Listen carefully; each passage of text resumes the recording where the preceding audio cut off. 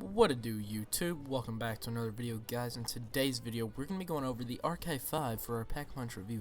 Now, the RK5 is obviously going to be the starting pistol, not the starting pistol, but the starting pistol on the wall that you can purchase.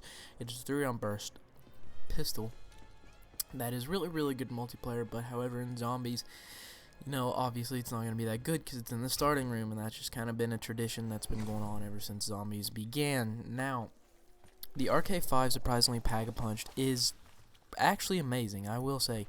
As far as damage goes and all that kind of stuff, the Rex-Kalibur 115, which is the RK5 Pack-a-Punched, is just ridiculous. I mean, let's be honest. The damage on this thing, as you can see in the gameplay, not even counting the blast furnace that I have on it, just the pure out damage is pretty ridiculous for a pistol and a starting room weapon. Now, the ammo count is so low that, I wouldn't recommend this to anyone. However, if you're looking for just pure damage and you have a bunch of ammo to buy, like, say you're on round, like, 60. I mean, I don't know if it'll work on round 60. I know it was working on round, like, 35 for us. And, not in this gameplay, we're only on round 25. But on round 35, I still had this weapon. And, it was still, mowing through zombies pretty easily on 3 players. So, if you're on solo around 60 and you're out of wonder weapon ammo, try picking this thing up, which, I guess I don't know why you would ever do that, considering blast furnace is now a thing in this game, which is pretty overpowered in my opinion. However, guys, the RK5, I believe, let me check here as I keep rambling, just ignore the mouse clicks in the background, but the RK5 is pretty fucking ridiculous, It starts with a 30 magazine and 180 bullet backup. And yeah, that's pretty much all I have to say as far as the ammo. It's very low ammo counts, but very high damage. Now, as far as using this gun on Pack-a-Punch, I think it is definitely a good pickup. On the Giant, me and my friends like to buy this pistol and stay in the starting room till round 10. So, if you want to do that, it's pretty well works for you.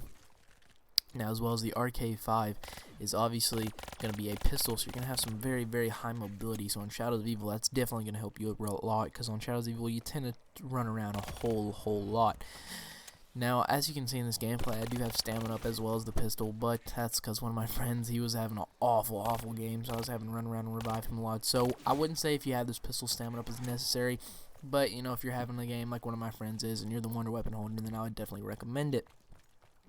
Now, the RK5 is definitely going to be good on Shadows of Evil as far as in the beginning rounds. I wouldn't necessarily recommend it Pack-a-Punch, because just having an assault rifle or a Pack-a-Punch SMG or LMG is obviously just going to be miles better.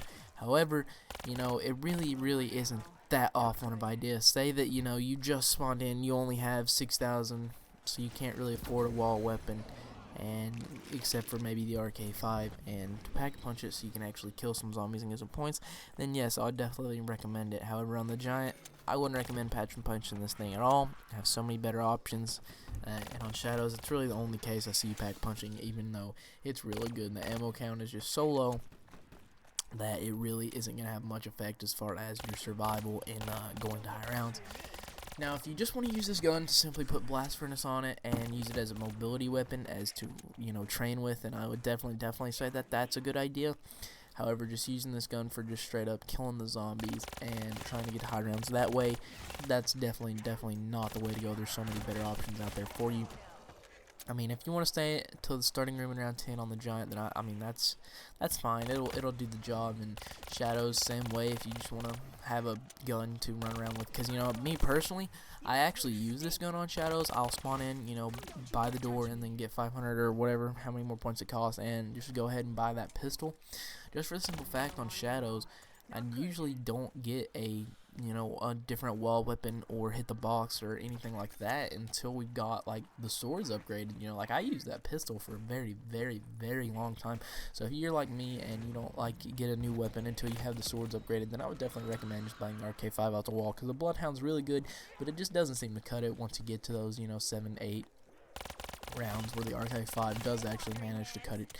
But I'm gonna give this one a 2.5 or 3 out of 5 on the Shadows of Evil, and a pretty solid 1 out of 5 on the Giant. So yeah, hope you guys enjoyed this. Make sure you subscribe for more Pack-a-Punch reviews, and as well as some more Overwatch gameplay coming soon. So if you guys are here for Overwatch, that'll be coming either later today or tomorrow, so look forward for that. And yeah, I'll see you guys in the next video. Bye bye.